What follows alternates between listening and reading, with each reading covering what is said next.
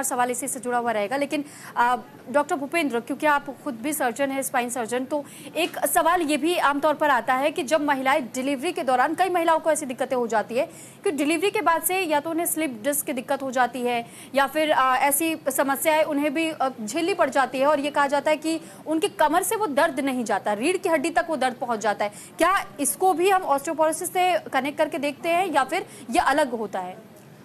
देखिए, इसको हम कनेक्ट कर सकते हैं, बट ये है कि जिन महिलाओं की डिलीवरी हो रही हैं अमूमन वो यंग एज की होती हैं, तो उसको ऑस्टियोपोरोसिस के तौर पे डायरेक्टली देखना वो ठीक नहीं है।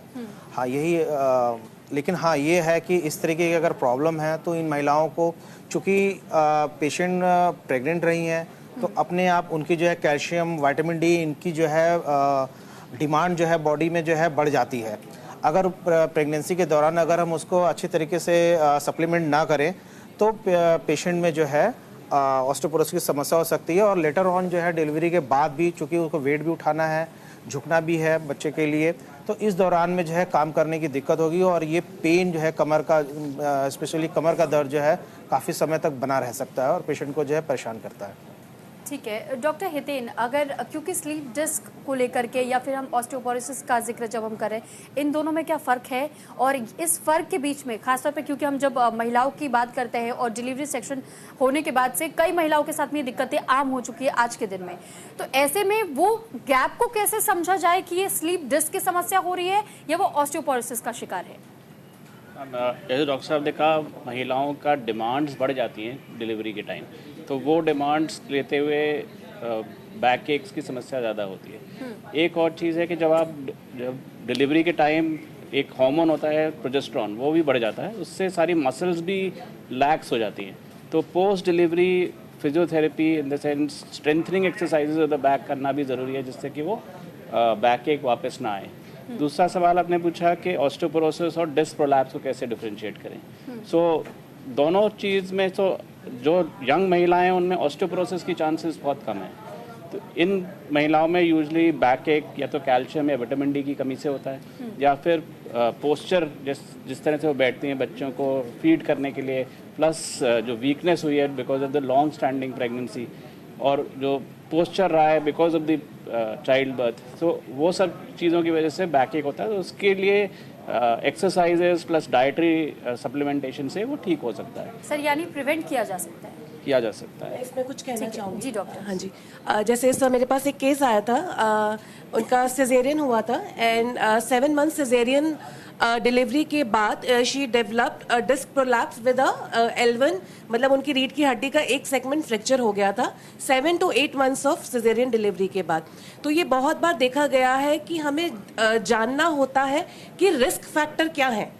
जब भी हम किसी केस को लेते हैं, हम किसी को जानते हैं, तो हमें प्रिवेंशन, हम हमेशा कहते हैं बचाव ज़्यादा ज़रूरी है किसी चीज़ को इलाज करने से। सो जैसे ये पेशेंट था, उसके अंदर कुछ रिस्क फैक्टर्स पहले ही से थे, जैसे कि स्मोकिंग की हिस्ट्री थी उनकी, जिसकी वजह से जो है हड्डियों का गलना जो होता है वो ज़्यादा हो जाता है। एल्कोहलिक भी रही थी, वो लॉन्ग हिस्ट्री थी एल्कोहलिक की, जिसकी वजह से अगेन हमारी हड्डियाँ गलती हैं। विटामिन डी आज तक में हम सबके अंदर उसकी कमी पाई जाती है, कैल्शियम के अंदर हम सब में कमी पाई जाती है। तो ये सब कारण थे। उसके बाद प्रेगनेंसी में जो सी सेक्शन होता है, जिसमें आपके पेट की जो मांसपेशी काटी जाती है बच्चे को डिलीवरी के लिए, उसके बाद उसकी एक्सरसाइजेस कमर की स्टेबिलिटी के लिए बहुत ज़रूरी होती है। और इस चीज़ को मिस करने के बाद और बच्चे के साथ गलत पोस्चर में बार बार आगे झुक के हैवी लिफ्टिंग की वजह से उस पेशेंट का जो है वो डिस्क का समस्या उनकी रीढ़ की हड्डी में हुई, प्लस उनका विटामिन डी का स्तर बहुत कम था। उनकी प्रेगनेंसी से पहले भी उनका जो शारीरिक क्षमता थी, ज़्यादा काम करने की, एक सेडेंटरी लाइफस्टाइल था। तो ये सब कंट्रीब्यूट किया उनकी प्रेगनेंसी के बाद ये फ्रैक्चर ऑस्टियोपोरोटिक कॉज करने में। तो ये बहुत महत्वपूर्ण है। मैम, लेकिन एक और चीज़ इसमें मैं समझना आपसे ये चाहूँगी, क्योंकि आपने सी सेक्शन का जिक्र भी किया और नॉर्मल डिलीवरी में भी क्या ये आमतौर पर देखा जाता है, और ख़ासतौर पर जब हम ऑस्टियोपोरोसिस का जिक्र कर ही रहे हैं, उम्र एक बहुत बड़ी भूमिका निभाता है इस बीमारी में। लेकिन जहां हम पुरुषों के समान, अगर पुरुषों के मुकाबले हम बात करें तो महिलाओं में ये समस्या बहुत ज़्यादा देखी जा रही है। जीवन शैली का प्रभाव है, लेकिन क्या वाकई ये डिलीवरी के बाद, मेनोपॉज के बाद और ज़्यादा बढ़ता चला जाता है?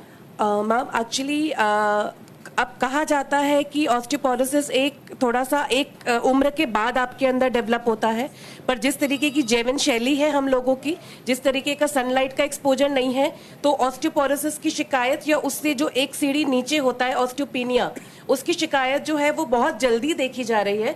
35 से 40 साल की उम्र में भी वो जो दिक्कत है वो देखी जा रही है। तो जो आपका सवाल था कि मेनोपॉज के बाद ऐसा क्या होता है और क्या ये नॉर्मल डिलीवरी के अंदर भी हो सकता है, तो नॉर्मल डिलीवरी के अंदर भी फ्रैक्चर हो सकते हैं अगर उनका रिस्क फैक्टर्स ऐसे इंक्लूडेड है। अदरवाइज वेजाइनल डिलीवरी अपने आप में कोई ट्रॉमा कॉज नहीं करती या कोई मसल कॉम्प्रोमाइज नहीं हो रही, पर पेल्विक फ्लोर की हमें एक्सरसाइजेस करनी पड़ती है। बट यही डिलीवरी से पहले का उनका रिस्क फैक्टर्स क्या क्या है वो जानना बहुत ज़रूरी है।